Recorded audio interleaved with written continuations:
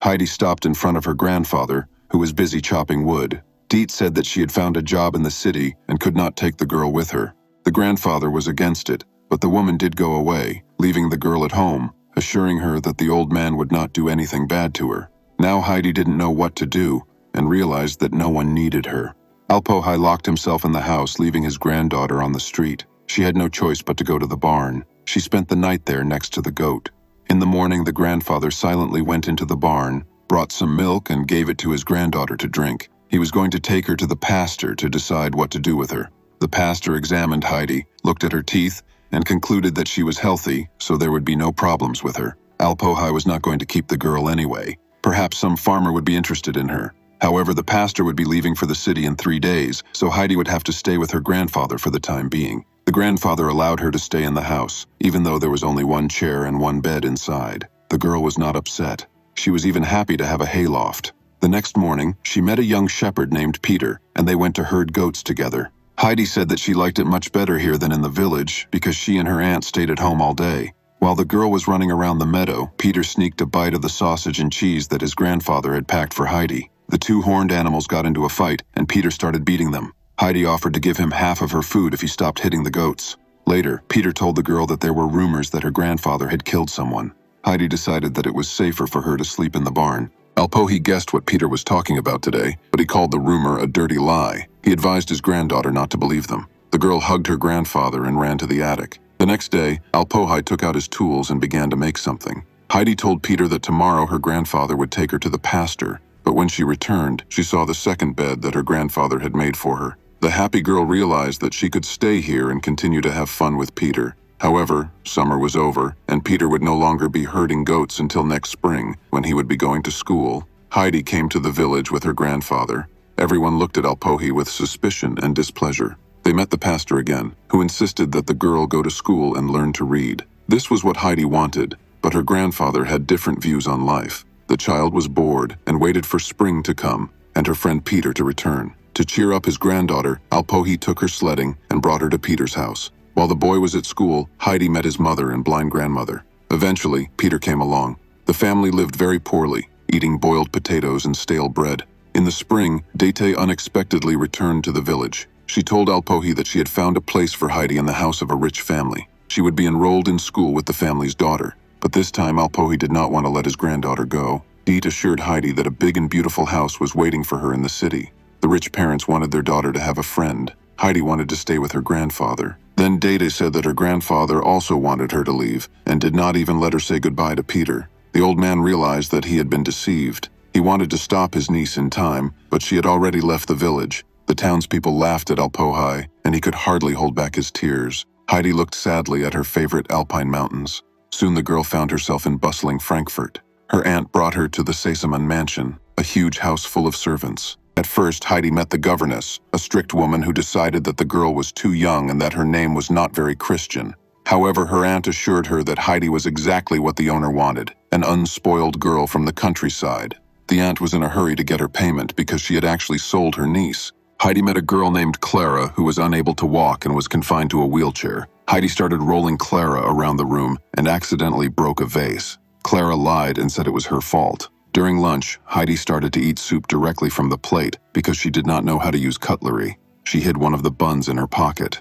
The governess explained the day's schedule and the lessons with the teacher, but Heidi was already asleep and did not hear anything. The next morning, the maid washed Heidi with a stiff brush and dressed her in a beautiful dress. Clara helped her settle in, showing her how to use the cutlery. But Heidi's reading skills were very poor. She didn't even know her letters. This angered the teacher and the governess, who said that such an uneducated creature had no place in their home. Clara showed Heidi her mother's room, where there was a picture of her and her mother together. Clara told Heidi that she had fallen ill after her mother's death. Her father travels constantly for work, and she is forever stuck in this house.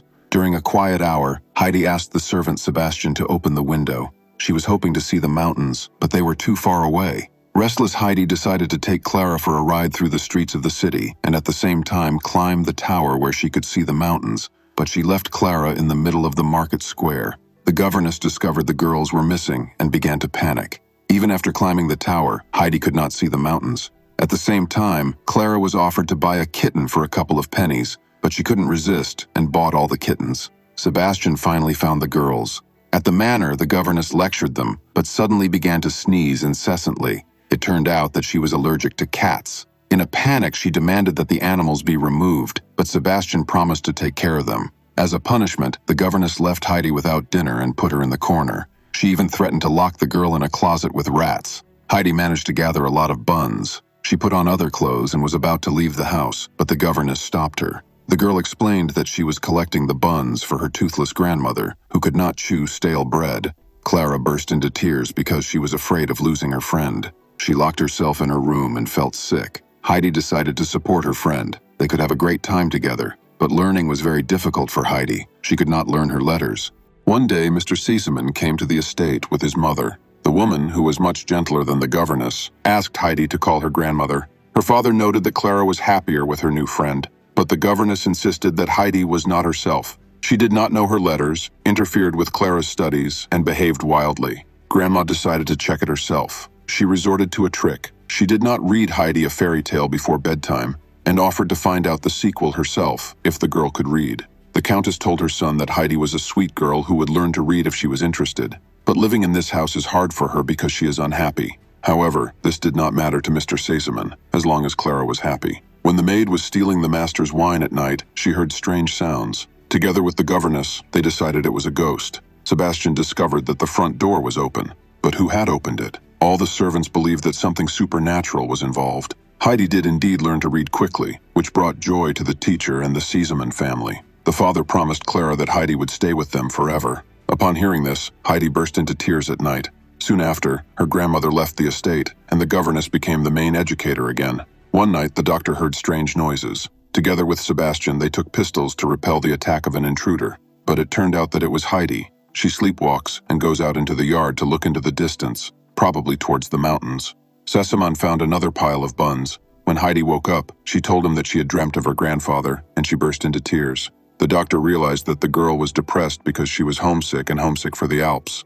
The next day, Sesemann had to tell his daughter about it. Clara did not agree because she was also sick and lonely. She yelled at her friend and told her to get out.